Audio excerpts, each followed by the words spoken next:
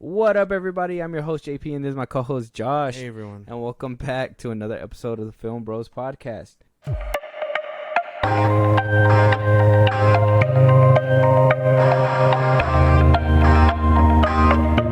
Josh. No, Well, I don't it's fine. You don't have to say anything. That's cool. But can you at least tell the people first where they can talk to us? Let us know where they want us to review a movie. Support us in a big way. Twitter, TikTok, Instagram at Filmbros Podcast. We post new episodes are up. You can hit us up there for any news or movies you want us to cover. Support us in a big way. Buzzsprout links are in those bios. Subscribers get special things, special content for subscribers only. Shout outs on episodes. So why not? And then listen to us wherever you get your podcasts. So that's Spotify, Apple Podcasts, YouTube Music, things like that. Perfect. But yeah, and I think the most appropriate way to start this episode, at least kickstart it, is to go ahead and I'd just say downright low-key kind of humiliate. I'm going to go ahead and play this. Yep, that's me. You're probably wondering how I ended up in this situation. He's like, yep, that's me. So, I know we're not in a video version yet, but Stephen Amell Yeah. was caught picketing over the weekend over at the SAG strikes. Now, he was out there in front of Warner Brothers Discovery out there in New York City sporting the SAG-AFTRA Strong shirt and hat after the careless use of stage time Yeah. in that one video. I believe it was last week that this was quick too because it was the beginning of the week on Tuesday. I think it was that episode that we talked about it, and then we see him out on the picket line Friday, Saturday. Yeah, he was out there. Fucking insane. PR went hard at work and said, For "Hey, real, they were just like, hey man, you know what you gotta do, right?" He's just like, "What?" And they're like, "You gotta go out there and picket, my guy. There's no way you're gonna recover. You already a TV actor." Like they said either picket or put down $1 billion like The Rock. Which one you taking, Steven? He's like, "I ain't got $1 billion."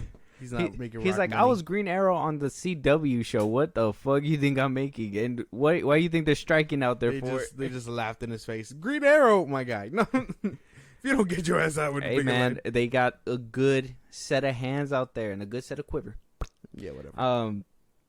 I just thought it was hilarious. It was kind of one of those moments that, you talk sideways, you talk out your ass just a little bit, and then consequences to your actions just come up just like this. And especially when you're in the public eye, people like us are going to notice it's crazy this shit. that someone got a picture of him too. They're like, we ain't gonna let you forget this.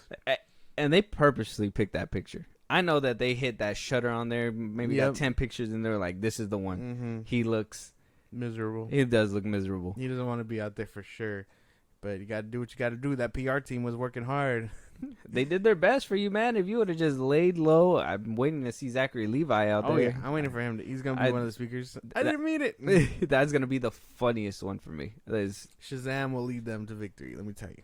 Imagine he has to be out there in the picket line, and right there next to him is Dwayne "The Rock" Johnson, Black Adam. Nah, man. He paid $1 billion. Yeah, he got out of that he's not shit. Gonna be out There's there. no way. I was just saying that'd be like Black Adam and Shazam in real life, at least for once. In some parallel multiverse, I guess. Working together to beat the studios and whatnot. It is what it is, though. I just wanted to kind of make it known that he is out in the picket line, so he's not just out there talking shit. At least he went out there in the picket line. Whatever. If this is the way of him making amends, I guess we got to take it, right? Basically, we'll take what we can get. Still a few people not showing their face, but I mean, we heard they made donations, so that we'll give them a little bit more time. But somebody who's working overtime is Warner Brothers Discovery, James Gunn, Gal Gadot. All these rumors coming out. Now, this topic right here is a tall order because I just find it to be very in bad taste. But I mean, what can you expect from DC at this point? It just seems, in my opinion, same shit, different studio at this point. So, last week on Thursday, they put out an interview that Gal Gadot did for her new movie, Heart of Stone, talking to Flaunt Magazine. This was a pre-recorded one. This wasn't This was before the strike happened and everything, so this was just waiting to be released. Yeah. And where she said and decided to comment on her future as Wonder Woman because they were asked if she can offer any details describing her meeting with Peter Safran and James Gunn. She went ahead and said, I was invited to a meeting with James Gunn and Peter Safran. They told me, and I'm quoting, she said, I'm quoting, yeah, you're in the best hands. We're going to develop Wonder Woman 3 with you. We love you as Wonder Woman. You've got nothing to worry about, so time will tell. That got everybody in a frenzy. We had motherfuckers happy that Wonder Woman was coming back and staying, Gal Gadot. We got motherfuckers saying, reboot the whole DCU. Fuck. Why are you guys cherry picking? Yeah. Caused a big blunder. Caused a knee-jerk reaction from the studio. Not the CEO of DC Studios, but from, I believe, the studio themselves. Now, before I get into this and we listen to the studio's rebuttal, because I kind of find it in poor taste, how did you feel when you heard that Wonder Woman could have, or Gal Gadot could have potentially been in the new DCU? Well, I thought it was bittersweet because as like I said before, as much as I like her, I don't know if I want her in the hands of James Gunn and company. Well, because of the way, I don't know how they would utilize her, to be honest. Because I was gonna say maybe like how Shazam happened and everything, but I'm assuming that's all under Hamada's regime. Yeah, well, kind of, sort of. Shazam obviously had a James Gunn feel to it by the end of it with Hardcore, and then the Flash, obviously, I would put that under James as well, considering of how much development that movie was in. Mm-hmm. I don't know if I want them touching Gal's Wonder Woman because I still kind of enjoy her, and when I go back and rewatch, I just like she's one of my favorite things about the Trinity. But I don't know. I was kind of like, oh, this is cool, but at the same time, I was just like, I don't know if I want her in their hands like that. You know what I mean? Yeah, because here's my POV when it comes to at least this Trinity. I would say Cavill, Ben Affleck, and Gal Gadot. Gal Gadot's Wonder Woman. Mm-hmm. I'd say they were good under Zack Snyder's hands, and I think under anybody else's hands, they're just not their heroes. So I don't know if they're able to really capture or recapture that light, because Gal Gadot's Wonder Woman in the later cuts, in the later movies, wasn't the Wonder Woman in BVS and Zack Snyder's Justice League, I'd say. That Wonder Woman was completely, or in the first Wonder Woman. The first one, that was definitely. Yeah. So, to me, I just feel like rebooting the whole thing would have been better. When I heard the news, I was just like, I'd rather just reboot everything. Don't even bring her back. I would have liked it better if she was just a producer on there, somebody that can mentor the next Wonder Woman or whatever, you know. Unfortunately, I love her as Wonder Woman, but I think not under Zack Snyder really hurts these actors and these characters. It's kind of like giving like a collector's item to like a little kid and then just watching them, go ham with it, I guess. Yeah. Like it's distasteful, and you'd be like, fuck, like, give it back. It was mint condition. Yeah, like it was good in my hands, and then I gave it to this kid knowing they'd probably fuck it up. But I don't. I would need to see something really captivating from them if they were to bring her back, because I like something that could live up. Obviously, not to her performance in Zack Snyder's Justice League, but at the first one at least, because the first one for her set the bar. At least something that will give us a classy Wonder Woman, a warrior Wonder Woman. Exactly. Because I don't think, like I said, Zack Snyder's and BVS, I'm not saying that, I'm not saying that she can't do good under somebody else's watch. It's just they have to have that vision, in my opinion, and you can tell when they got rid of the sword is when she really started changing up, because she wasn't this warrior fighter anymore. She was just this goddess stopping crime, basically. And so I really thought it was a disservice towards the end. So I would have personally just wanted her as a producer. Yeah. 100%. But a source on the inside gave Variety an exclusive scoop. Like, they James Gunn didn't come out about this. Peter Safran didn't come out about this. The studio sent somebody else to do their dirty laundry. And this is what basically came out from this insider. He says, a third Wonder Woman film is not in development at DC Studios, nor do Gunn and Safran have plans at this time for any Wonder Woman project in the new DC universe other than their previously announced Paradise Lost prequel series for Max. So Paradise Lost is the only Wonder Woman project that James Gunn has in store. Yeah. This is what the insider is saying. Mm-hmm. No Wonder Woman was discussed, nothing at all. James Gunn didn't tweet about this, and you know he's active on the Twitters. Yeah. You know he is. You can't say he's not, because you know he is. I don't know why I got a country accent, but I'm going to go with it. Yeah. You know he's active on the Twitters. We know that he's had conversations with her. Yeah. Because he came out about it and tweeted it himself. Mm-hmm. That was his fault. Back in the day, you remember that. I do, yeah. He said that, I think people asked him, like, is she leaving? I don't have the exact tweets, but they asked if she's leaving. He said no, that we love her. Yeah. And then they asked again for reassurance, and then he wound up saying something along the lines that, no, we had a meeting with her and everything's good or something like that. Yeah. So that it was a Patty Jenkins thing. It wasn't a Gal Gadot thing. Yeah, it wasn't between them. Actually, I think I have the tweets right here. Oh yeah, he says yes, we met with her weeks ago, and then in another tweet. Looking forward to the tweeter said, looking forward to new projects, but I am disappointed you guys let Henry and Gal go, but still have Ezra around. He's a knucklehead, while Henry and Gal have done it all right. Just makes no sense to me. And then he replied to that Twitter user saying, we didn't let Gal go. Ezra's movie is already made. Henry doesn't fit what I have for Superman. But didn't really clarify on the stance with Gal Gadot's Wonder Woman. Yeah. Now, I want to hear your take, but I'm going to paint the big picture, okay? On why James Gunn is a fucking liar. Okay. And why he should probably not be the head of DC Studios right now. So, one, we go back to hit the Henry Cavill situation, all right? But I guess we can't really... That one, I don't know. What do you think? Henry Cavill...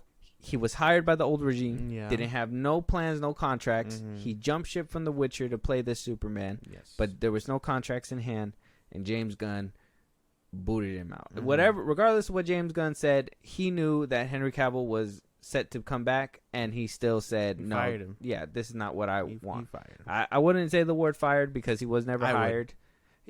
He didn't have a contract, so there's no firing or hiring with that. But, I mean, if you think it was a firing... Yeah, no, he fired him. So do you think... Henry, you're old. Get out of my office. Like, exactly, spits in his face. Exactly how I imagine that shit went down. Damn. Not to Superman. We're gonna need the cape back. No. He's going to be like, damn, the one that you had in your closet for about 5, 6, 7 years? I'm going to need that back. Yeah, give it back. So...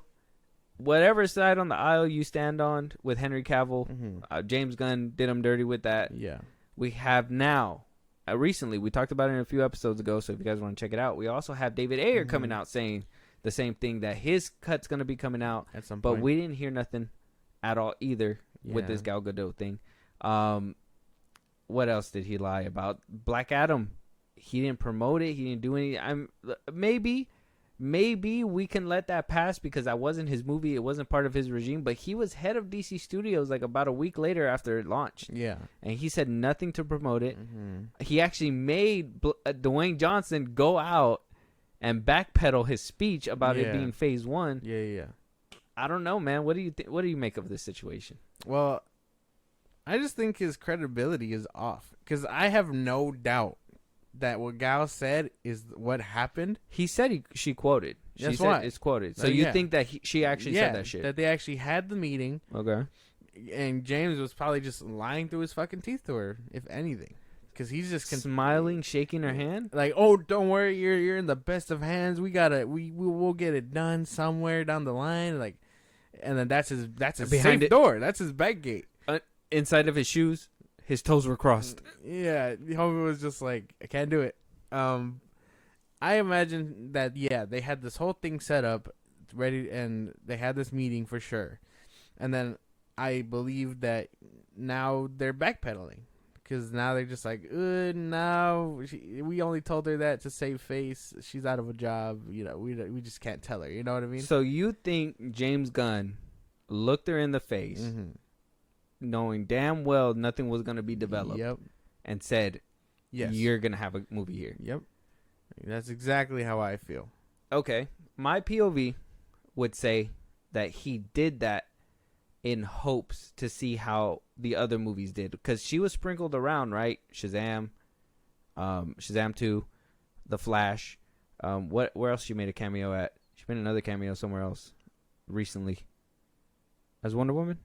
Shazam and The Flash. That's it. Just those two? Yeah. After 84? Yeah.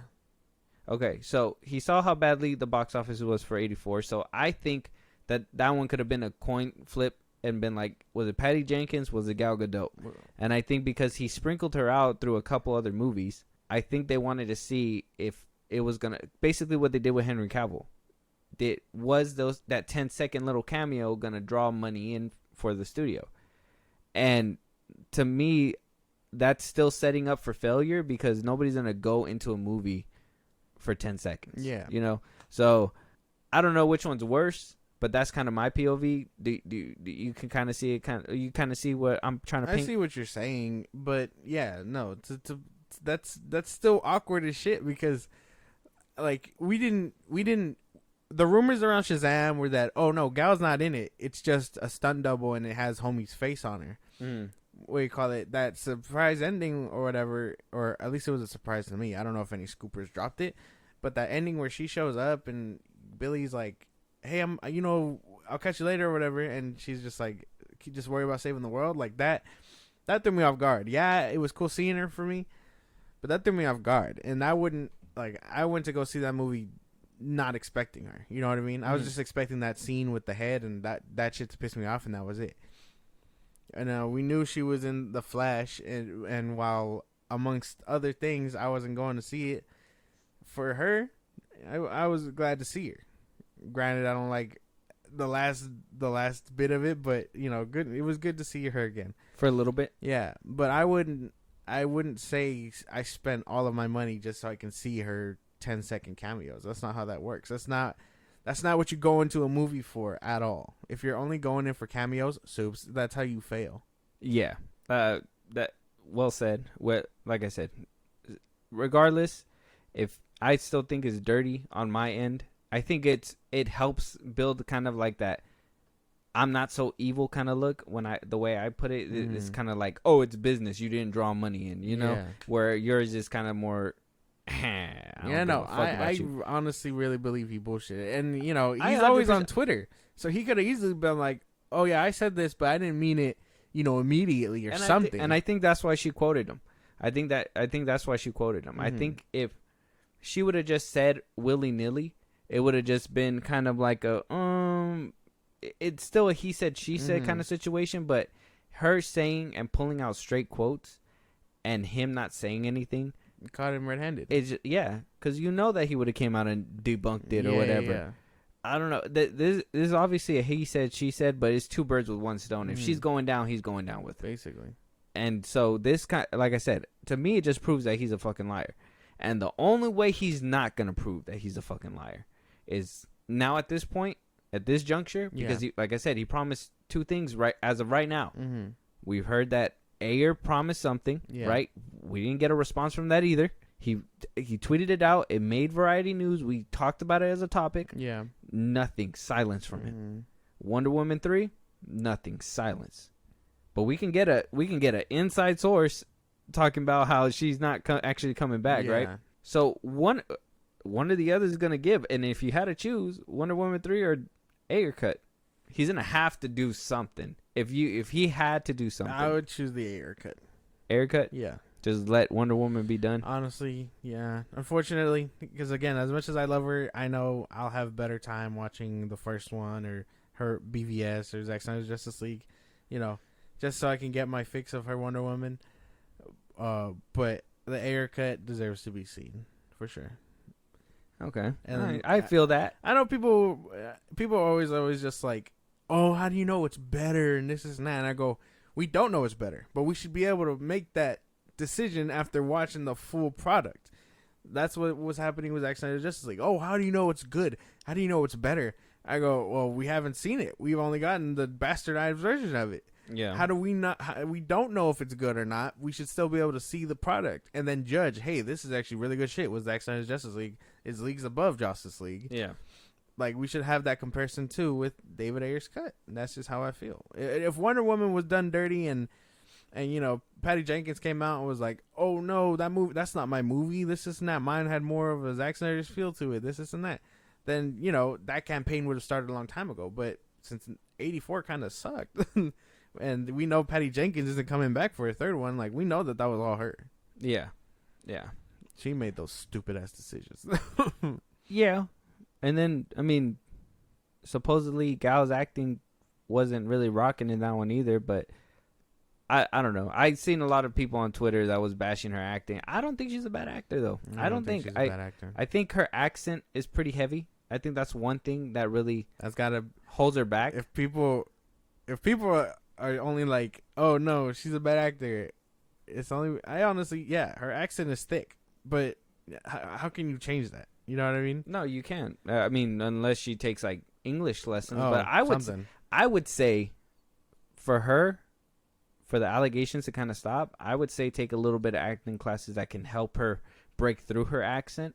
Because all her roles, I think that's what's wrong with it, is that all her roles, she has that heavy Israeli accent that she has. So you can't really separate, you know, the acting from the accent, really. It's really hard. So you have to kind of be able to switch it. You know, a lot of people switch it up. Leonardo DiCaprio, he goes from English to British to racist. To racist. It's just one of those things that I think she just needs that range for. Otherwise, she's always going to be known as just the actress. I never thought she was a bad actress. I don't think she's bad. I just think she needs to work on the accent. That's it. Be able to change her voice a little bit. You know, be able to sound like a regular girl or like an American girl or something. You know, something, I guess, to be able to spice it up. Because I mean, how can I know she was like. Well, I guess she could play like the Australian Barbie or whatever. I know that they were wanting her to be in the Barbie movie, but I was like, Wonder Woman Barbie? Yeah, she would have to be, in my opinion, like, I assume all Barbies are like, like uppity type shit. I've never. Like white girl type shit, right? Probably. I have no idea. Am I tweaking? How would I know about that? I don't know. I don't know well, you're the one who wanted to see Barbie. Well, yeah, I would assume that you would had a little bit like of knowledge behind the Barbie stuff. I wanted to see it, yeah, but I'd imagine they all kind of act like how they were, just like like bubbly, stuff like that. That's what I'm saying. Joyful things like that, yeah. Yeah, and I know that she can do that because you see her in interviews. She's very like energetic. Oh man, I watched her in Hot Ones. Yeah, she's exactly like that. Yeah, so she's very like calm down over there. Calm down. You what? I've only seen it. No. It's the hard eyes. No, mom. It's like I can't help it if I like her. My boy said, I seen her at Hot Ones. Actually, she did some gross shit in there because like she couldn't take the spice, so she started spitting. I was like, Gal, get yourself together. No, yeah. I even told because me and Julie were watching it together, and when she spit up and everything, I was like, that's nasty. I was like, that's not even, I thought it was just a little too much. I was like, get it together. She like took it out of her mouth at one point. I was like, yeah, no, don't. I was like, that's just my own personal preference, though. I don't know. That was kind of nasty. But yeah, I'd say the Ayer cut too, though. I would want the Ayer cut. Yeah. I just think Wonder Woman Gal Gadot as Wonder Woman, like I said, I think her time has passed. I think she's better with a different director for sure. It shows that she shined at one point as this actress, and now she's just kind of on this like world tour, on this movie world tour where she just kind of makes a cameo here and there, and she used to be like front and center. We gave her a whole third act in a movie that wasn't even hers. Yeah. For fuck's sake, man. Like she was a badass. She was a badass. And it's gonna suck to see her go, but I don't want her to keep being done dirty either. Yeah. But if James Gunn needs to honor his word though. We need to see an Ayer cut, we need to see Wonder Woman 3. Something. One of those two. Something to show us your money, your word, man. You've been real fucking quiet lately. Real fucking quiet. Like, the silent type. Yeah. For whatever reason, too. Your brother is the one making himself look like a fool, pointing fingers at the wrong people. Like, make it make sense, man. Yeah. James Gunn has yet to come out about any of this stuff at all. Like, he just is, like, slinking away. Basically. Fucking in the snake in the grass type shit. It's weird. Yeah, I'm pretty sure it's weird for a head studio to do that, and especially because didn't he say himself that he wanted this studio to be different, more transparent with people, to let people know like what they're cooking and all that stuff, so they can rest assured type stuff. And I think it was only a few days ago when he promoted the Blue Beetle for tickets. Tickets went on sale, and he was like, "Go get them," on his Twitter, and that was about it. That was like the last tweet, I think, and that was literally the movie comes out in like a few days. Let me see if he liked anything recently, because if this boy just out here liking stuff, he's just in shadow mode, just liking people's posts. That'd be funny. He liked something a day ago. The man who laughs. He liked a Blue Beetle promotion from David Ayer, saying that Blue Beetle is very, very good. He said it's a very good movie. He liked all the Blue Beetle buzz, all the positive like Blue Beetle what is it called, reviews. Yeah, on Twitter. He just likes a lot of Blue Beetle stuff now. Yeah, but he isn't actually promoting, which is insane. Yeah. Oh, James, get your shit together, my man. Yeah, or this ship is heading for an iceberg quickly. God. All this drama for what? For what? For what? All he needs to do. The DC universe 100% reboot. Nobody's staying. If an actor or actress comes back to play a different role that's different, but they're not going to be, there's no Idris Elba Bloodsport here. You know, there's no, you know what I mean? There's no John Cena Peacemaker here. Unless they want to be like, oh, this is a variant. If he really wants to go down that road, he could probably do that too. But that would just be, that still be like kind of like a middle finger. That's why it's tough to even navigate where this bitch is going, because yeah, fresh Batman, fresh Superman, probably a fresh Flash. Aquaman is now Lobo. What else? Peacemaker's still around. Amanda Waller's still around, but we don't know how that works because the Flash fucked up the timeline or whatever the fuck, and then so on and so forth. Oh, his wife is still around. Like we it's hard to navigate this bitch because he just keeps picking instead of just rebooting. This is why confusing comments like this exist, because at least if you were like, oh no, we're rebooting, she'll get a third Wonder Woman down the line, not connected to my stuff, but somewhere down the line she'll get it. You could just be like, okay, that would make sense. But no, now you're telling us that we're probably going to get a Wonder Woman project with her again, depending. Is she part of your new Trinity? Like, why? Like, what? Like, now we have more questions of just like, how come she stayed, but now you got those people that are just like, well, she stayed. Henry didn't stay. Affleck didn't stay. You called them old. You hired a 50-year-old Green Lantern. Like, make it make sense. They didn't even like in this comment or anything. It doesn't even say like, oh, she's mistaken. It doesn't say, oh, they're being in touch with her. The whistleblower was just like, nope, this is what they said. Yeah, they didn't say shit. No. Yeah, what a dirty deed. What a dirty deed. But either way, like I said, always follow along because we're gonna go and bust open this DC drama straight on its head every single time. And I like to make sure that I let people know how James Gunn's a fucking liar, because at this point, I was excited for his DC. His projects. I can still say that I'm not gonna judge him by his actions when it comes to his projects as of yet, because I understand as a CEO you got to make hard decisions. You got to do some ballsy shit in order to play in the leagues like that. It sucks that the public eye is on him, because I mean, when Fahey was going through his shit too, it wasn't, you know, when the whole Victoria Alonso shit or whatever, you know, Fahey's always quiet, so you know that he's just CEO business. Yeah. When James Gunn is tweeting about it and picking and choosing what he wants to talk about, and you're no longer being a CEO, you're now becoming an influencer, like I said before, and people are gonna take what you say for face value, and then that's when you're gonna make enemies where they can't separate the fuckery that you do as a CEO from the movie, and they're not gonna want to watch the movie because you're a shady fucking person. Yeah, you know, I think it's despicable. It's crazy. I want to see what happens next with that. But moving on, we will be seeing what happens next with another Predator movie, Prey movie. I for one love Prey. That came out on Hulu back in 2020, I believe, 2021, something like that.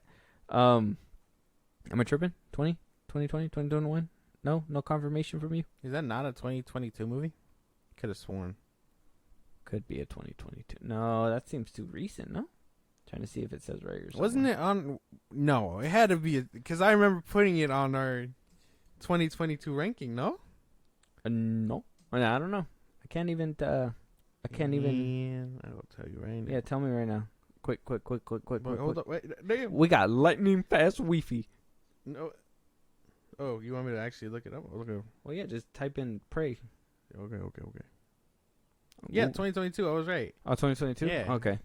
Very good. Came out like mid 2022. Yeah, came out 2022. Apparently the director himself has been having what he says exciting conversations on a new Predator movie. Talking to the playlist, the director says, I can't really say anything about the project right now, but I'll say while we're finishing the movie, we were having really exciting conversations. The studio, myself, the writer, and the producers about the crazy things we could do next, and I never stopped. No one stopped thinking about the cool things we could be doing going forward. And then they asked him whether or not it will be a streaming movie, and he says, no comment. I answered the question, somewhat answered part of the question. Gotta allow me that. And then left it at that. Yeah, it makes more sense that it came out in 2022 because that movie is pure hype. I just watched it literally this morning. I rewatched it, and that movie is immaculate. I need a physical copy of that movie. They haven't even put it on DVD or anything like that. But conversations are happening. I know that was probably back in 2021, maybe early 2022 when they were wrapping up the film to get it to premiere. Right now we're in a strike, so we're not getting any development as of right now. But I know if the director's saying that, hey, things are moving, we're getting it done. He just means that right now we're in the middle of stages. It's like in the early stages. It's in the early stages. But no, it sounds like they're probably in pre-production because we did hear about the Alien project that's coming out from Fede Alvarez. That's gonna be on the Hulu channel as well, with basically straight to streaming as well. So I'm sure they're probably trying to think of a way that they can do that whole Alien and Predator type shit because they've been expanding on the whole Predator mythos through Marvel Comics now. Oh yeah, he fought Wolverine in a recent comic, which is insane. Yeah, so they're spreading it out. They're making more things known, and we've seen that this movie or this concept, Predators and stuff, can really be used in a different way. So I'm actually excited for Prey 2. I've been waiting. Yeah, it could be cool. It could be interesting. I'm not too sure about where they could take it. I didn't even think they were going to take it back where they did with Prey. Same thing with Alien. I know Alien is a lot more futuristic, nuanced type stuff. A lot of people, that's what kind of their movies were based on, from the first one all the way to the recent one with, what's his name? Magneto. Oh, Michael Fassbender. Mm-hmm. So it's cool that they clashed way back when. I don't know if a clashing would be beneficial now. Maybe build them up. They've kind of been asleep for a minute. Yeah. Trying to get their lore together or whatever. But I can see them coming together. What I think would be interesting is if they kind of did what they did with Alien, but do a Predators in the future and make it cyberpunk type shit. Get humans with cybernetics, make them like that, and then have them duke it out, because by that time humans have advanced and they're better prey at that point. Mm-hmm. Like I would want to see something like that.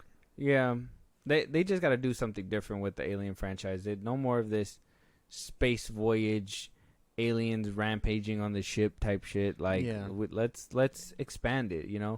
Let's go into a planet where there's aliens and you got to survive there in their habitat or something like that. Just something different, that kind of what they did with Prey. They did something different. I think it was fresh. It was new.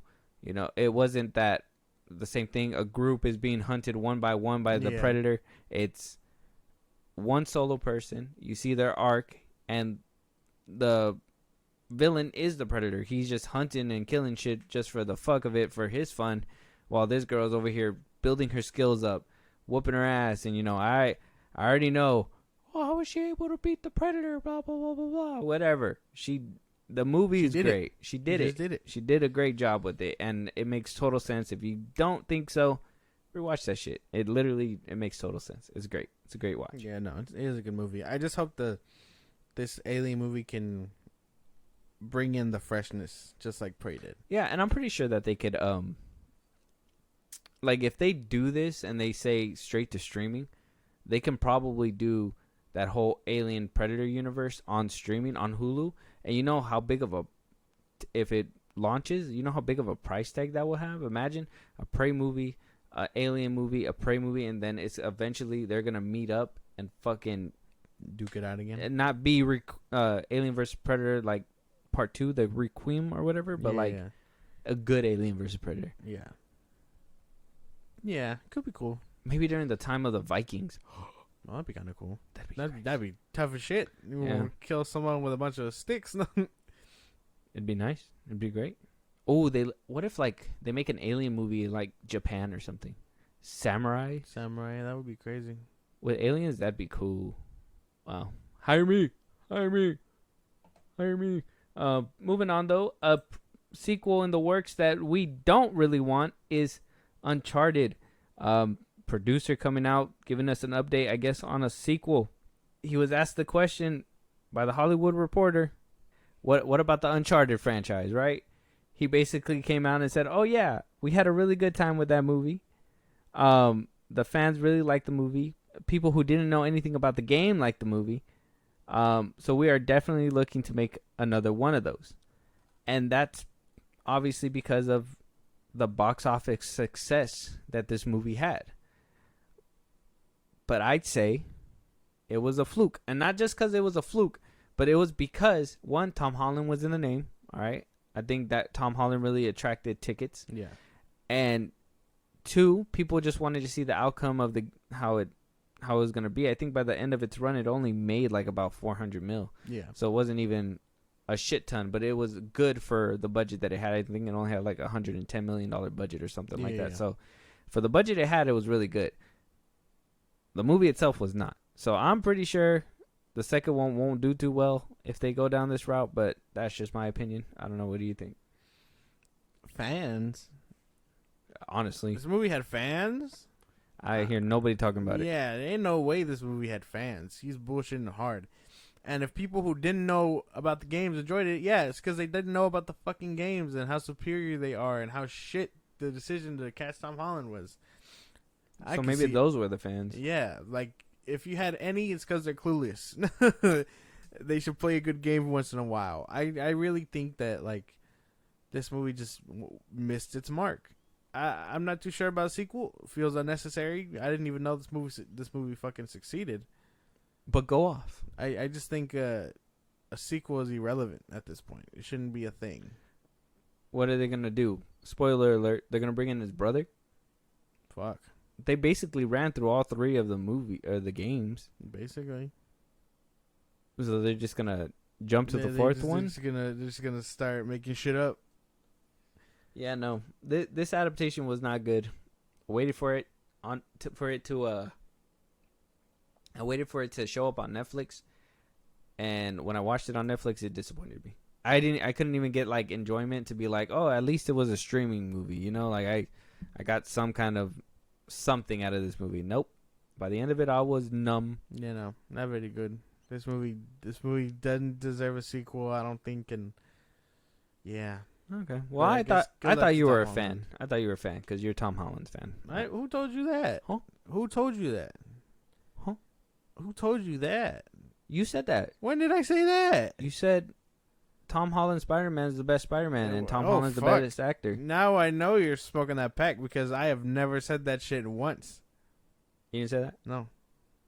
I thought you said his trilogy was the best trilogy. There is no universe where I would have said that shit, knowing I'm a big Toby fan. You ass. well, good thing we're talking about it anyways because we got confirmation from Jon Watts himself about the original trilogy that happened within the MCU with Tom Holland's Spider-Man. I know you Uncharted fans said, "Oh no, you guys moved away from that topic too quick." No, we didn't, because this is where the real juicy conversation happens. Uncharted is not a good movie. Don't watch it. Moving on. Jon Watts confirms that his threequel, the first three movies in the MCU for Spider-Man, was basically an origin story all along from the jump. So he was asked about No Way Home, saying that No Way Home, because a lot of fans apparently, I didn't see anybody do that. I don't know if this was around the time the movie dropped or whatever, but I guess a lot of people were saying that the third movie was basically Spider-Man's origin story. Where Jon Watts continues to say that that's not the case. It's actually all of them. He says in this quote right here, when doing Homecoming, the discussions were always about how do we do something you haven't seen before with Peter Parker.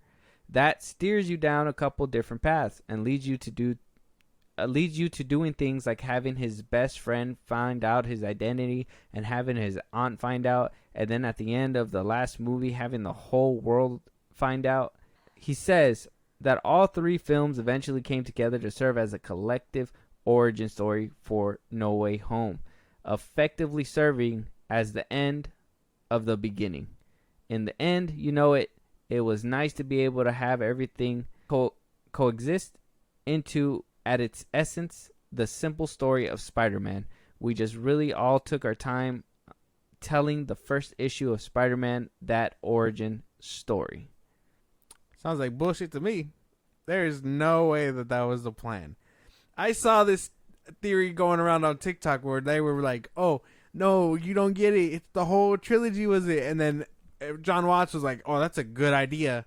He picked it up and ran with it. That is not the case here. There is no way he thought of that shit. You don't think that's what happened? Nope. You don't feel like by No Way Home it was the birth of like actual Spider-Man? No Way Home felt like an origin story. The other two were not. were not it. Wasn't it you yourself? Sorry. Hold on. Wasn't it you yourself who said that Peter Parker learned nothing throughout his three movies? That he just, at the end of everything. Yeah, he didn't. He didn't, right? Yeah. That doesn't make it his origin. So that makes all three movies his origin story. No. Because he learned some things. Like in the first one, he learned how to be Spider-Man. He learned how to be Spider-Man without the suit that Tony had gave him, right? Was able to mentor himself. In the second one, he dealt with loss and grief. Was able to, persevere past the pain and be Spider-Man regardless of everything, right? And then in the third one, same thing. He loses everything and comes out as the Spider-Man that we're supposed to know, struggling, going to college, doing all this stuff. We really like to see Peter Parker struggle, but you don't see that this could be the case? No, ain't no way. The Homecoming and Far From Home, they were trying to teach him the exact same lesson. There's no way. What was the lesson? Responsibility. That's it. How did you be responsible with your power? Oh, Peter in Homecoming. I just wanna help the Avengers. I just want to do this. Nah, Peter, stick to the ground. Okay, sure. By the end of it, he does that. If you're nothing without this suit, you're nothing at all, is what Stark tells him. And eventually, by that point, yeah, in his own suit, in his own little tidy, not tidy whities, in his own pajamas, That's when it gets decent. I'll admit that's fine. And the second one, he's dealing with the loss of Tony, and so on and so forth. Okay.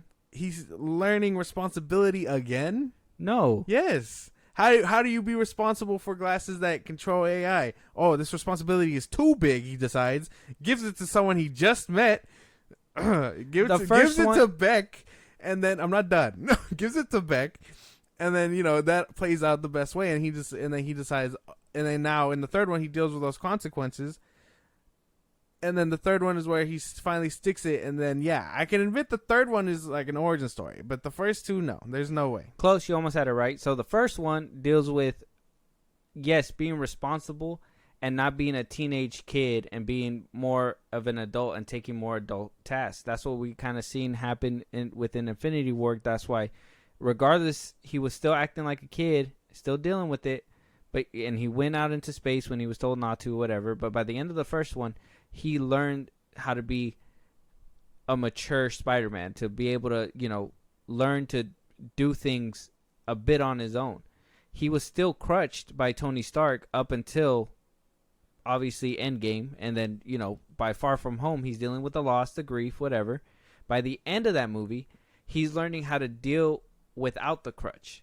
He needs to, no longer is he in training wheels. Now he is being able to either walk on his own pace and then sprint like he's supposed to, and then we see what happens by the end of the movie. And then yes, he has to deal with the repercussions of those actions. So it's basically like Far From Home and No Way Home is like a two-parter. It basically goes to the next movie and he deals with all those problems and issues, and then finally he becomes the Spider-Man that he needs to be, the grown-up Spider-Man, where he lets everything subside and say, I need to do what's right for the city, for the people. With great power comes great responsibility, and lets everything go. The end. Spider-Man origin story. No, the like I said, the last one makes sense. I'm with you there. But the first two, he was repeating the process. He was basically just rinse, washing, repeat. There's no way in hell that this was the idea from the jump. That is not how I felt, because even if you want to take it back to Civil War. He understood responsibility. He didn't say it. He didn't outright say it, because that was the big problem. Oh, we don't want to hear Uncle Ben say it again. This and that. So what does he tell him in Civil War? He goes, when you have the powers I have, what do you call it? When you have the powers I have and you don't do something or whatever, then that's your fault, or something like that. It basically sums up, with great power comes with great responsibility. Yeah. So he understood that concept in Civil War. You're telling me he went through 2 movies to relearn that same concept before the third one sticks, where he loses his Aunt May, probably to be his Uncle Ben? It doesn't work. There's no way that was the plan from the jump. The whole time, it's not the fact that he has a problem with the concept, or he doesn't know what great power becomes great responsibility means. It's the concept of growing up and being this mature human being, growing into your own, being able to, be let go, basically, and become Spider-Man. Everything else is obviously the things that he needs to go through. It's just different strokes for different folks. But that saying in the Civil War, it was just showing you that he has that sense of morality, that he knows that he needs to use his powers for good, which he does, but he does it in an askew manner. What do you think happens in Homecoming? He wrecks a bunch of shit. Things break. He causes a lot of things, and then by the end of it, he still breaks a lot of shit because of the plane, but he learns a lesson, okay? And he says, you know what? I'm not going to take this suit just because you're giving it to me, Tony Stark. I'm going to try to earn it. And then in Infinity War, I feel like he was still giving it to him anyways, but that was a different director. Moving on to Far From Home. By that one, obviously he's dealing with the grief and the loss. So by then, it's just learning to live without the crutch. No, it's not the same thing. He still has that sense of morality because of what he was told and how he was raised. But I think in this universe, obviously, that Uncle Ben didn't give him that saying. It was Aunt May in this one. And it didn't happen until the very end of his origin trilogy. No. Boom, bang, bow. No. Those 2 movies no, there's no way. I could see it as a trilogy of origin. No. I can see it that way. Yeah, well, you're blind, so. No, but Bobby?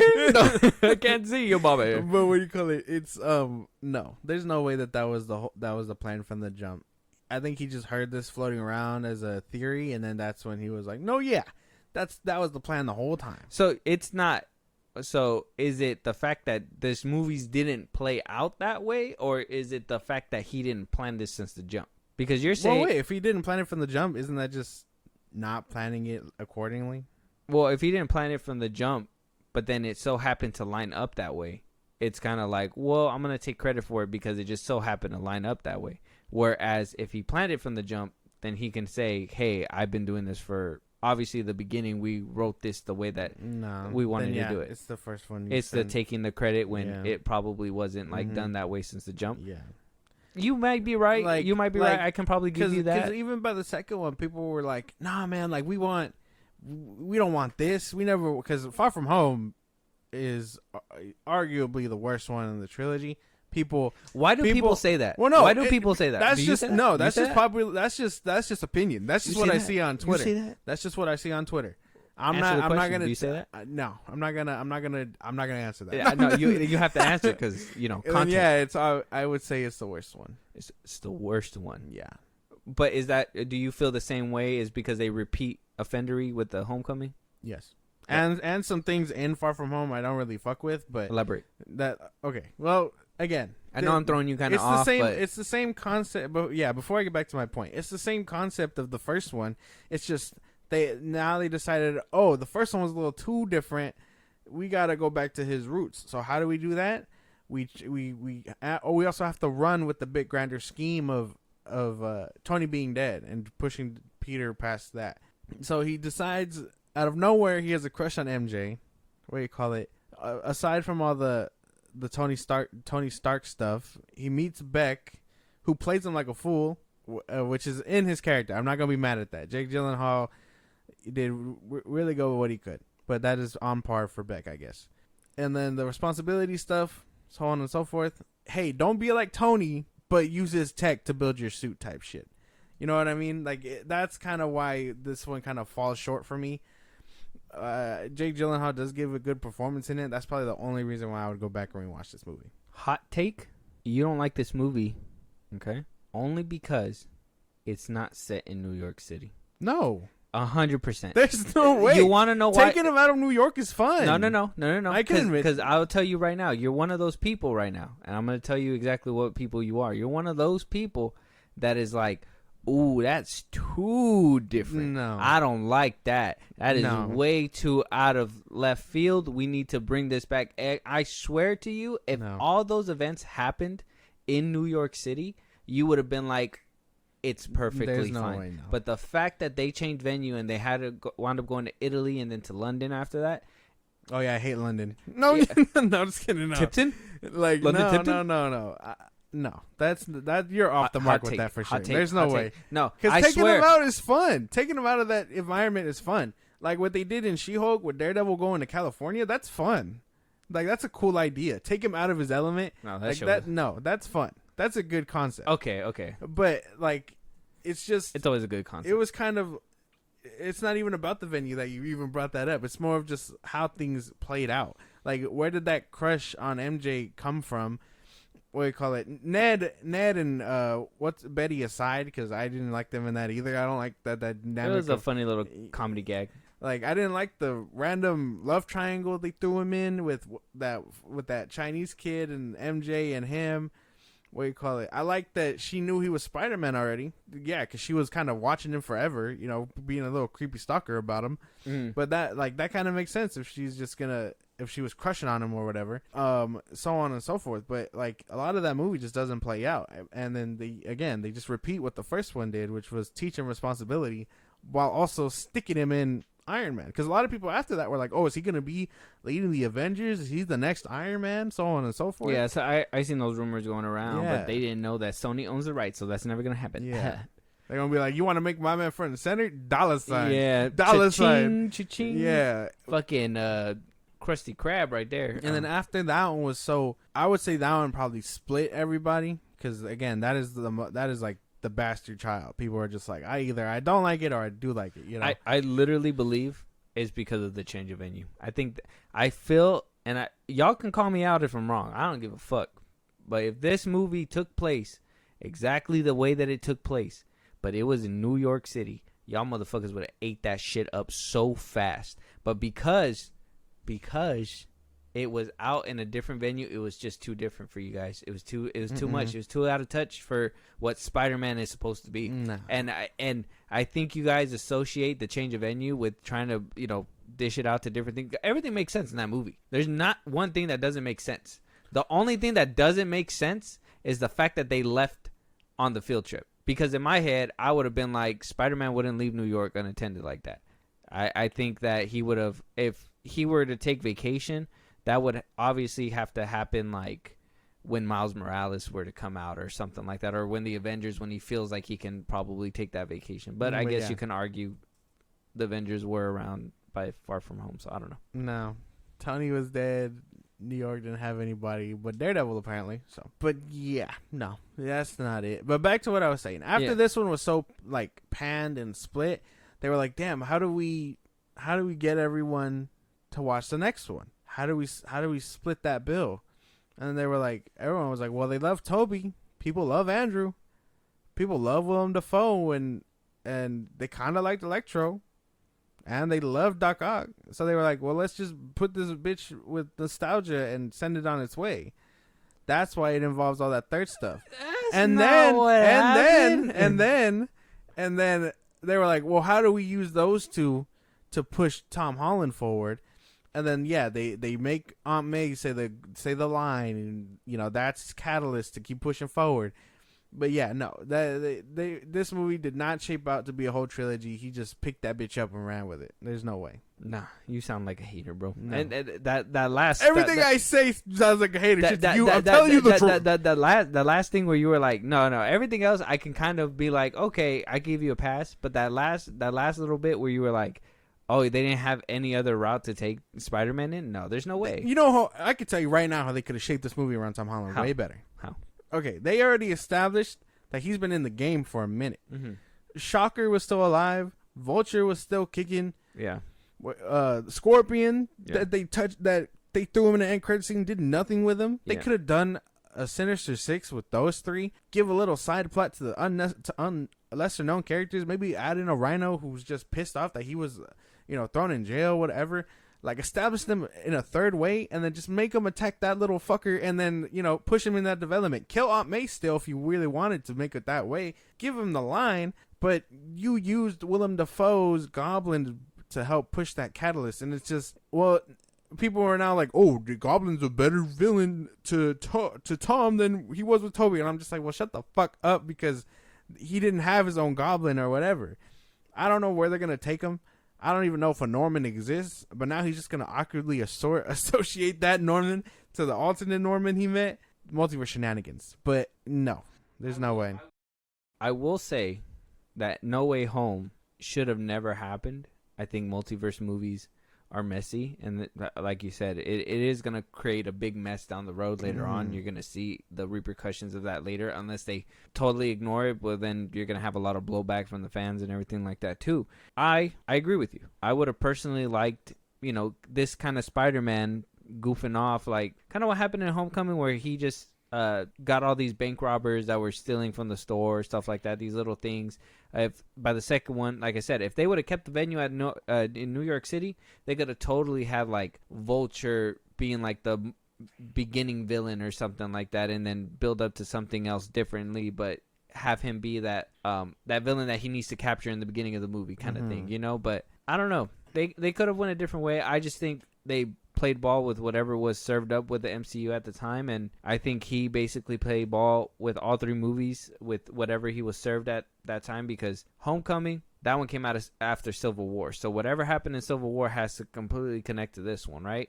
And then they gave Spider-Man to a different director, Joe Russo. Whatever happens with this Spider-Man, he needs to pick up the pieces from that one, you know what I mean? So then boom, Far From Home happens, and then right after that, No Way Home happens. So that's what I'm saying. That one's kind of like the two-parter where you can kind of judge him on. But by then, we were already served. Oh, no, it was Endgame, then No Way Home. So it was kind of like whatever they served up is what they served up, and he had to basically pick up the pieces from there. So I can kind of have a little sympathy for him.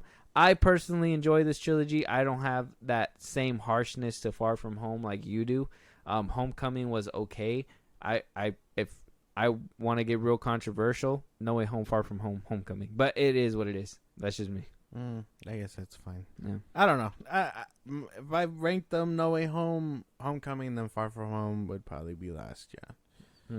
But I don't see him as a trilogy about his origin. That doesn't sit right with me as a label at all. I feel like he just heard that floating around, like I said, and he just picked it up and ran. Well, we can agree to disagree. Like I said, at this point in juncture, I think it's just, did he intend this or did he not intend this? Mm-hmm. And if he did and he's taking credit, good for him. But if he didn't and he's taking credit, well, you're lucky it lined up for you. Basically, you know? Yeah. Because you're basically, some fans took it that way and gave you that option to run with it, because he was quiet about that bitch for a minute. You know what? I would say I thought it was kind of what he was trying to do too.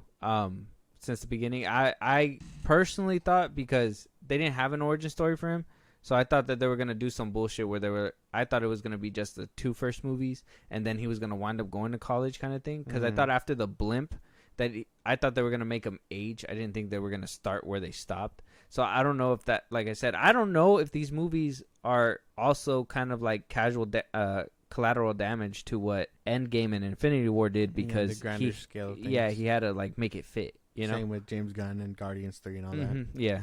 So who knows what these movies could have been. Same thing with Wakanda Forever. R.I.P.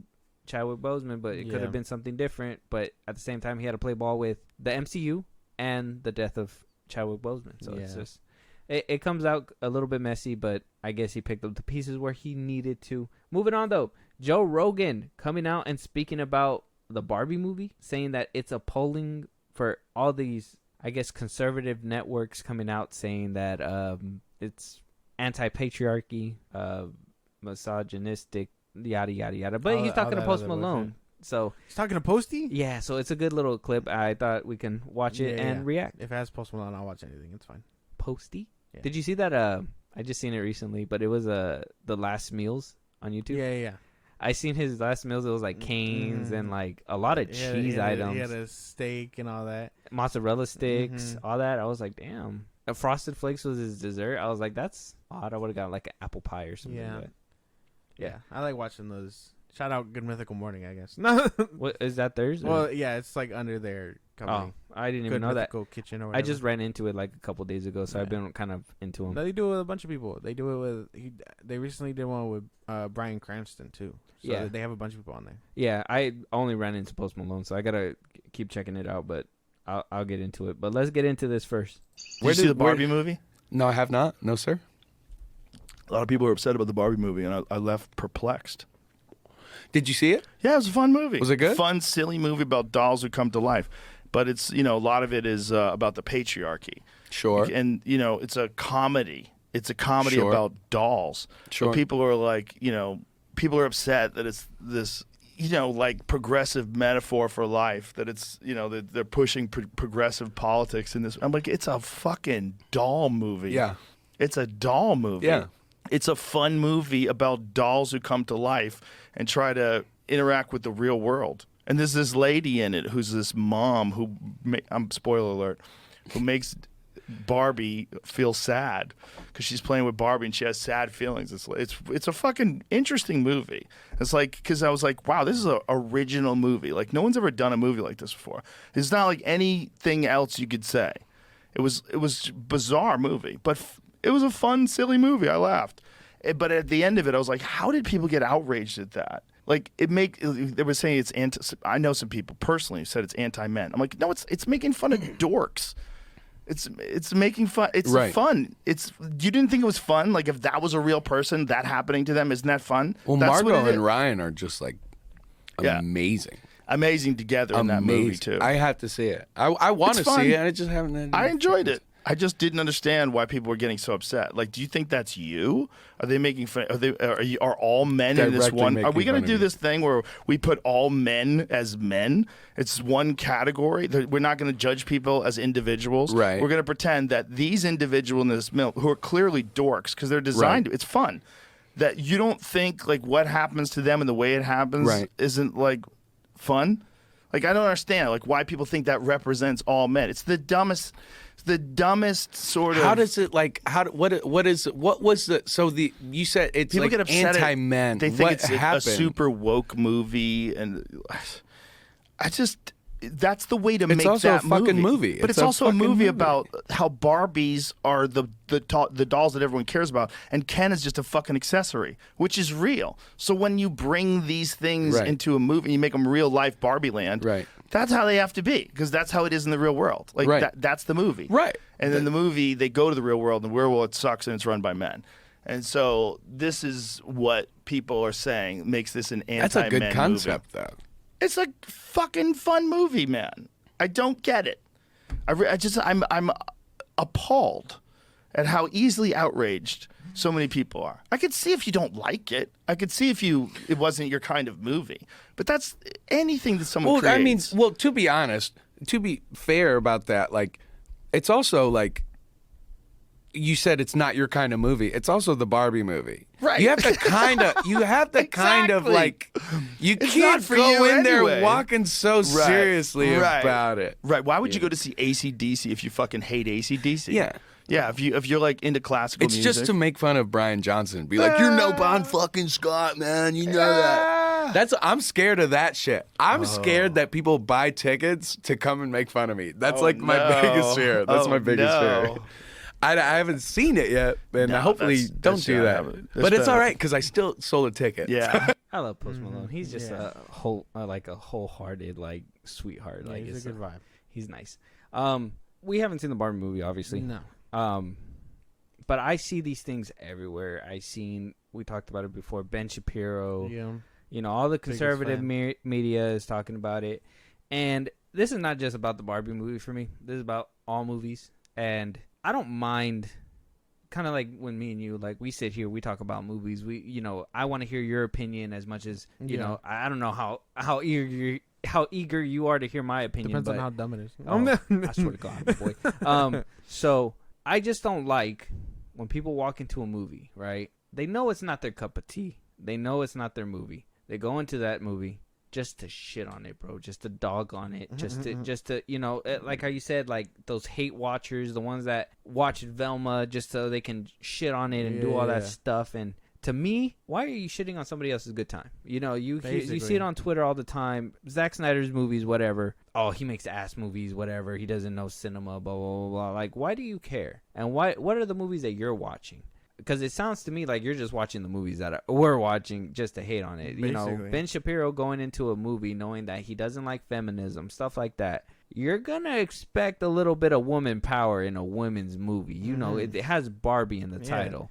And to his point, too, Ken is the side piece. Yes. So, obviously, the big person that's going to be propped up is Barbie and her problems. So, you're going to see a lot of women tings in a woman movie. It's Oppenheimer, you're not going to expect Barbie to pop out in Oppenheimer. Like, you're not going to walk into a romance movie and be like, what the fuck? This movie has romance in it. You know what I mean? That's dumb. Ugh. That's dumb. Fucking hate relationships. I expected, you know, whatever else. Like, no, that the movie is called this. You should be expecting something like that. You're not gonna expect Anakin Skywalker to go watch Dune. Yeah, he'd hate that shit. A movie about sand, it's not gonna work. He'd rage. Yeah, but it's really dumb. And you know, I know they're heavy politicians or whatever. They have their views and stuff. But I honestly, there's a time and place for that shit. And I don't think you should be going to a movie with your brain set like that and thinking, this is attacking the patriarchy. I can't wait to rant about this to my something followers on the Republican side, about so on and so forth. And I'm just like, how can you enjoy anything at that point if you're stuck on a business mode? You're shitting on the movie, the experience, you know, depending on if you bought the ticket or if someone else bought the ticket, you're shitting on their good time too. Like, I know he has like a wife or whatever. I don't know how accurate that is, but like, you're bringing these people out and you're looking to have a shit time together. Like, oh man, that movie was so ass because it had so on and so forth. You're gonna look at them like, you goofy fuck, it's called this. you know exactly what you're gonna get in a movie. And I know that we come on here and we'll say whether a movie's good or bad, but we share our opinion not based on the message alone, but as the whole movie as general. Yeah. And that's why I always tell you too, where it's, you know, because Ben Shapiro they only watched half the movie, and they're over here going on a full ass rant. You know, people that say they only watch 15 minutes of a movie and they go on a full ass rant. You know, they don't even have the decency to watch the whole film, but they'll drag it across town. Yeah. You know, they'll be like, it's misogynist, it has patriarchy, whatever. If you're gonna talk shit about something, you need to watch everything the whole way through, even if it's a waste of your time or whatever it may be. You got to watch it all the way through, and then on top of that, be able to be honest about it. If you're just being like, oh, patriarchy, because, you know, Joe Rogan, he said, you know, a couple of his friends said that, you know, you are the company you keep. So if you're hanging around people that are like, feminism's bad, obviously from those people you're going to hear that it was, you know, you're going to hear in that group, oh, patriarchy, whatever, blah, blah, blah. But it's a Barbie movie. It's a movie. That's what it's for. And obviously the message is to empower women. It is a woman, like, it's literally a woman movie. It's pink. It's pink. A lot of pink in there. I don't know. I know a lot of those people are smoking packs, and while I do find politics boring yet necessary, there's a time and place for that shit, as usual. And you could totally analyze a movie like this, but it has to be productive. It has to be something thought-provoking, not just, oh, well, that movie was aight, but I hated it because it didn't push my political agenda. Like, why would you give two fucks about that in a Barbie movie for any less, you know? There's just a time and place for that sort of shit. It should be left at the door. 100%. It's, I don't know why it needs to be said. I get Joe Rogan's like point of view, because I be hearing people, I have, you know, people I work with that, you know, have certain views. They go into a movie and then they rant about how bad it is because they hear it from other people with those views on the internet and blah blah blah. And I'm like, well, I mean, if you didn't like the movie, I mean, it sucks, but you wasted a ticket. I wasn't out here fucking complaining for a week when I watched The Flash, like, I can't believe I fucking paid my ticket for The Flash. It's like, I mean, I knew I was walking into some shit, but I didn't know it was that much shit. No, well, that's not. To be fair, I hope we get a commercial later on down the road where it's like, if you watched The Flash back in 2020, you deserve compensation. You deserve compensation for your time. I can't wait. Can't wait. The only time, okay, The Flash rocked me to my core in a bad way, so of course I was bitter about it. Little Mermaid also. But, you know, I think that's right in only a sense of you lost out on the experience and it didn't give you what you were looking for. So of course you're going to feel kind of bad, you know what I mean? But yeah, eventually you're just like, well, it is what it is. The movie was ass. I'm ready to live on with my life and watch the next one. Hopefully it's better than what I watched previously. And that's just kind of how it goes. But but you don't watch, like if you just watched The Flash up until you saw, I don't know, before he decides to run back in time. You didn't watch the movie. You were like, ugh, I don't like this at all. Yeah. You didn't even get to the important stuff. You got a little bit of entertainment, a few bad jokes, bad cameos, and then you were like, well, I'm done. I don't want to watch the rest of this. I know what to expect. But you didn't expect anything because you kind of stopped before you even got to the good shit. It's kind of like quote-unquote good shit. In a way, too. It's kind of like, shout out to my best friend Nessa, but she did that, too, where she was watching Flash. She said she dozed off in the first few minutes, and then, like, you know, she was proceeding to talk to me about it, and I was talking to her about it, and I was like, she was like, oh, I don't remember that. I was like, oh, it happened around this time. She's like, oh, I fell asleep. I was like, well, you know. Of course you're not going to. Yeah, of course you're not going to know. So, I mean, it is what it is. You know, we get it. Everybody has an opinion. We have our opinions as well. But don't beat that shit to death, man. And Joe Rogan talking about it here on the podcast, but for people to actually just in casual conversation, because I hear it happen at work too, is just, oh, it's this, it's that, it's blah, blah, blah, blah. It's like, man, it's a movie. This is the most unserious topic. Like, if you're really trying to battle the feminism or whatever, go do that on the streets. You know, I'm not saying punch women or anything like that, but, you know, fight it in a different way. What rights? Like, like it's dumb, and yeah, it's not a good way to talk about movies, especially, like I say, wow, like even when I catch you watching those videos, the cosmonaut or whatever the fuck he's called, and he's just shitting on movies, and it isn't like CinemaSins, because CinemaSins is satire. I know that that's meant to be funny, you know, cliche every few dings, whatever. That's meant to be funny. But Cosmonaut, he actually tries to bring up points to why things are bad and this and that. So I don't know if it's satire, but I don't watch him. All I know is that when I walk in, I'm like, why are you watching like this thing talking about, you know, because I think you've seen it on movies you like, right?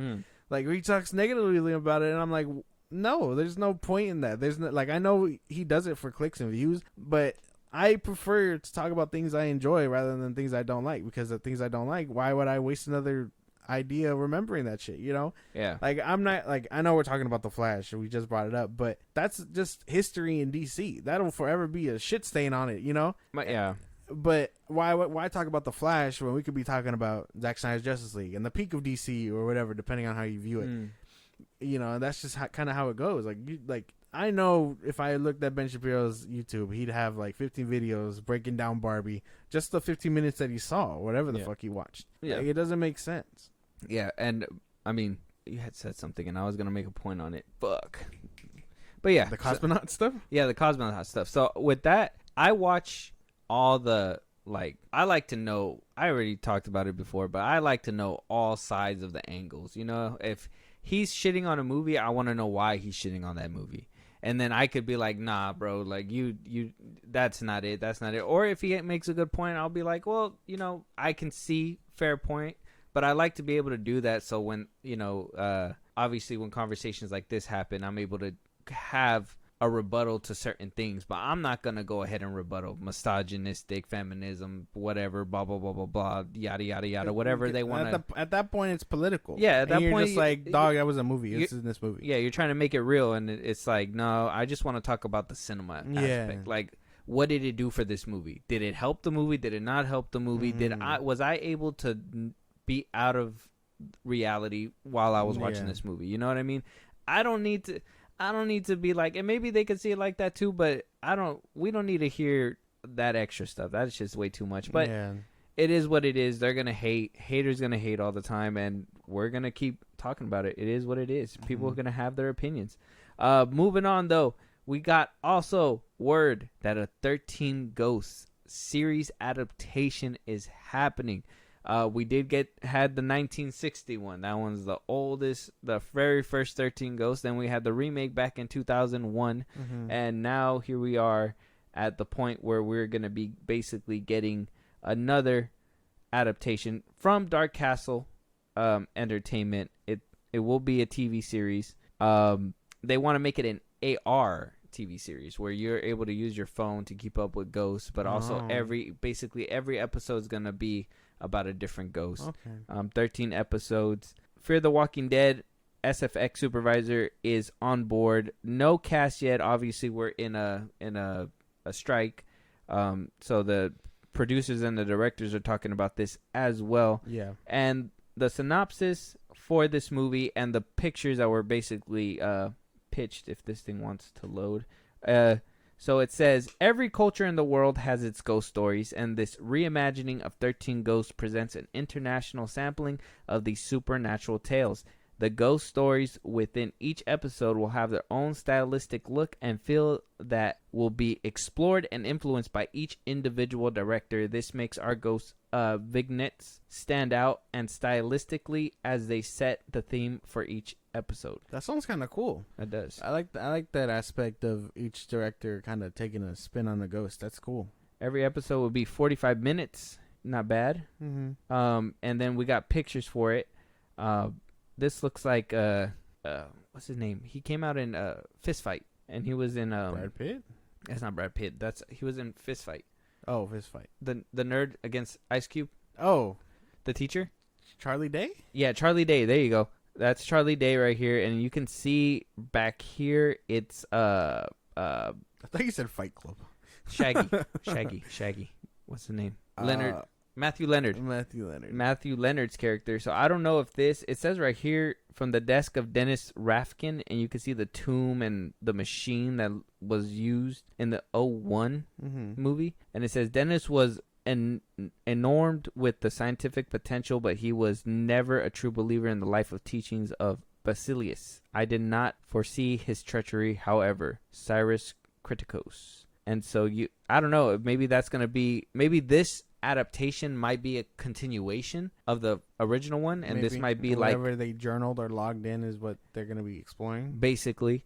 And then we have another one where it looks like it's what's his name? The Hunger Games King. Oh, I don't know. Forgot his name. Don't know those movies too. Yeah, a little watch right here. A few of the symbols from the and the big old circle from the '01 movie, and then in the last one you just see the princess with a crime scene and bidding and her in the tub. So if you guys want to check that out, it's on Horror Geek Life. They shared the photos, and comicbook.com has the article as well. So if you guys want to check that out as well. But the photos look pretty neat. So I would just say go shout out to Horror Geek Life. Go check them out. They have all the scoops as well. Yeah. Sounds exciting. Yeah, that does sound pretty cool. I, for one, am down for a horror. I don't know how well. I really liked how Chucky came out, and that was a TV adaptation, and they didn't skimp out on blood. I mean, it's not as bloody as you would see in a rated R movie, but they do it with what they can. Enough for TV stuff. Exactly. So I don't know how well they can do with this one. If you've seen the '01 version, you know that shit gets bloody and pretty disgusting. So you remember the '01? I don't think It's been forever. Yeah, no, it's been forever. Damn. But, too long. Yeah, I'd have to rewatch it, but I don't think I want to. No, but that sounds cool. I'd be down for this. I honestly, the thing that reels me in is the different adaptations of the ghosts. Yeah, that's kind of how I imagine all anthologies should be. Like a different director just comes in, does his job, does it his way, and then boom, it cements that, and then the next one's done differently. I love that. That's a kind of like idea. Visions and all that. Yeah, that's a good ass idea. I think it's a fitting idea, especially for this kind of movie, because every single ghost has a different story within the '01 version. They briefly touch up on it through the book, but it was really not they don't really dive deep.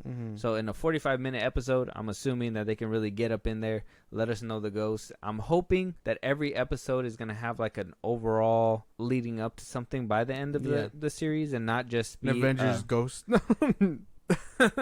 pitch. I just don't want it to be just like, me personally, I just don't want it to be just ghosts. Basically a documentary about ghosts. I don't want it to be a documentary about ghosts. I want to know about them. I want them to dive deep into them and how they ended up where they are and how they are, but I want at least some kind of payoff by the end of the show. Yeah, I'd imagine they would, especially if it is a TV show, and they're going to be setting up another season depending on how it does. But I'd imagine it would. So I don't think there's much to worry about, unless it's just like it's just the IP and they're using it to push like a hunting ghost show like those ones on TV. Yeah, but I don't think so. Exciting times. Like I said, horror is making a comeback. I think it's gonna stay for good. I think they found out there's enough freaks out there that really are eating this shit up. I is freaks. I eat it up. Very exciting stuff. Cannot wait. But for our last topic of this episode, we hear from Nia DaCosta herself saying that the Marvels is different because it's wacky and silly. Oh God, that's not a good look. So her full quote is, "The biggest difference from the MCU movies to date is that the Marvels is really wacky and silly. Yeah. The worlds we go to in this movie are worlds unlike others you've seen in the MCU, bright worlds that you haven't seen before." And I'm so tired of this crap, bro. I was really excited, but she kind of really brought the excitement down for me in a way that it's not good.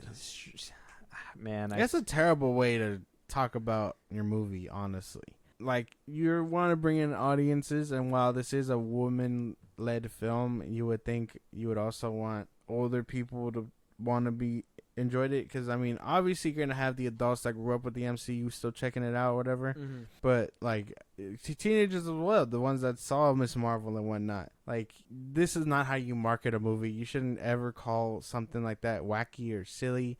That turns off so many adults. You're just like, well, at that point I'm not really invested. Like, I don't really give two fucks, because those words alone just tell me you're so unserious about it. That I agree. But also, too, hearing a wacky and silly movie from the MCU, it really doesn't spell different. It doesn't say, hey, I'm unique. Yeah, we're really going to...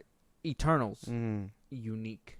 That one was different. I know a lot of people shat on it for whatever reason. I firmly believe as an MCU movie, it probably was obviously going to get that kind of treatment. But as a solo movie Yeah. as it probably should have been, because nobody has addressed the giant celestial that is still coming out of the world. But as its solo movie, it would have been pretty good. Mm-hmm. As an MCU movie, it failed, unfortunately. Yeah, in the grander scheme of things. Yeah, so that's the only one to date that I can think they actually did something different. Everything else has just been wacky and silly. Oh, somewhat of a fight. Bonk, they get knocked down. Yeah. Oh, woman power, and then then you get a fucking boo-boo ass TV show called Secret Invasion that had nothing to do with. Yeah, no. I don't know, man. Miss Marvel was one of those two that I was like, what the fuck? Too bubbly, too colorful. I don't know. I was looking forward to this movie though. So Desaturate it. No, just kidding. Don't. I'm not saying like Zack Snyder style it. It's just, if we're looking for something different, I ain't looking for wacky and silly different. I'm looking for the spy espionage that we were supposed to get. The coming of age movie if necessary. Mm-hmm.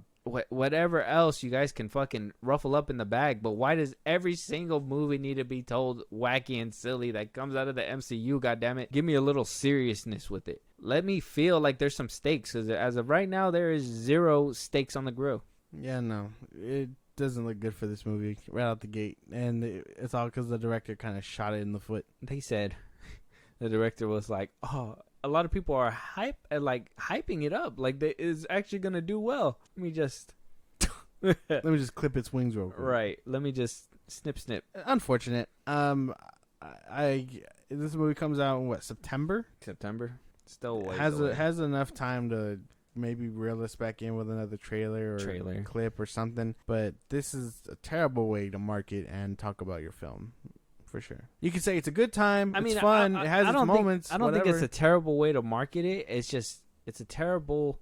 To me, it's, well, I mean, I guess it's the situation that it's in. Because if this was any other movie, mm-hmm. and she said it's silly and wacky, you could have been like, okay, I'm going to go into this movie thinking that it's going to be a comedy or whatever, and you can go in there, walk out, whatever. Mm-hmm.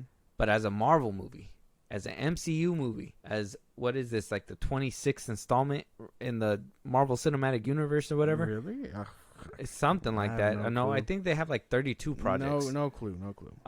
The Disney Plus shows really bumped up that number, I think. Mm-hmm. As that kind of movie, we already get silly and wacky. We don't want another one of those. We want something different. We need something different. Yes. And if we can't get nothing different, reboot the whole damn MCU at this point. Time to start anew. I say reboot. Get new cast members. Get new everything. Might as well. Maybe change up the roster of the Avengers. Don't have them need to be set up every single time. If you own the rights, you can do quite a bit of Avenger variations. Yeah, put some X-Men up in there. Whatever. You got the X-Men now. Something unique. You can make the make Fantastic billions Four. of dollars. You can make the Fantastic Four different. You know what I mean? Because there was a time where it wasn't the family we knew. There was Wolverine, Spider-Man, the Hulk, and Ghost Rider. You can do something unique. Yeah, something different. But we want to go down the route of wacky and silly. Unfortunately. Woo, woo, woo. Squeeze the horn. Clown nose. Beep, beep, boop, boop. Come watch our another Marvel colorful product. movie. What do you call it? Conveyor belt movie. Conveyor belt films, yes. Yeah. Unfortunate. Another one fresh off the belt pretty soon in September. So at this point, we'll wait for another trailer.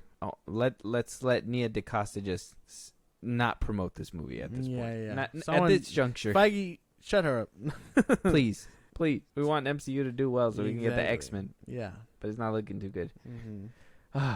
But yeah, with that being said, that's going to be our last topic for this episode. If there's any topics that you guys want us to discuss, anything that you guys want us to talk about that we haven't yet on this podcast, movie you guys want us to review, you guys want to be a guest on the show, you guys want more guests, if you guys want to support us in a big way, Josh, let them know where they can let us know. Twitter, TikTok, Instagram at Filmbros Podcast. Let us know about any movies or news you want us to cover. Listen to us on the go anywhere you get your podcasts at Filmbros Podcast, on Spotify, YouTube Music, Apple Podcasts, wherever you get them.